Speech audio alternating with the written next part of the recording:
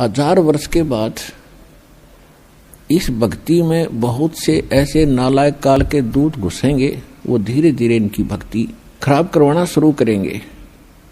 और उस समय जो सच भक्ति जितने समय वो कर चुके और उसके बाद मार्ग दिशा बदल ली, उनके साथ क्या बनेगी कि जैसे पुण्यात्मा एक श्वास के मंत्र का जो इस दास से प्राप्त करके आप एक श्वास भी मंत्र का ले लेते हो सतनाम का, वैसे तो प्रथम मंत्र से ही आपकी गजब की कमाई शुरू हो जाती है, बहुत ज्यादा बन जाती है।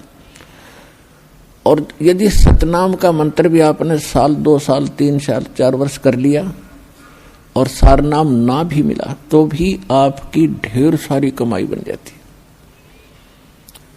और फिर काल क्या करेगा, क्योंकि आपके पुण्य तो वो देगा, उसने तो ऊपर होटल बना रखे हैं, स्वर्ग महास्वर्ग, महास्वर्ग में और ज्यादा टैक्स है देता है वो आपसे, आपके पुण्यों से कहीं 20%, 25%, कहीं पर 10%, ऐसे उसने अपने टैक्स लगा रखे।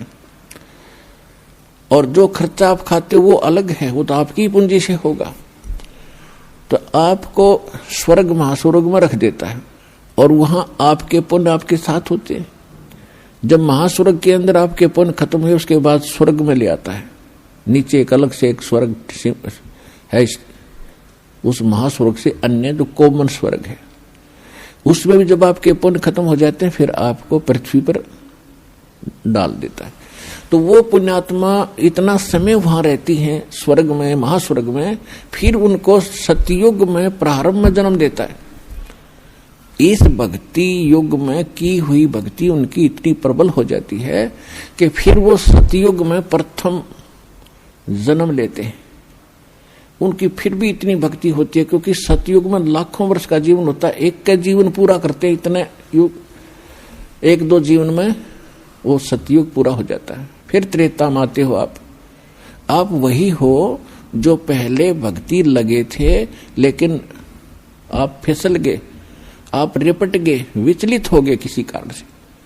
और परमात्मा का विधान है, जो जन मेरी शरण है ताका हूं मैं दास, और गेल गेल लाग्या फिरूं जब तक धरती आकाश।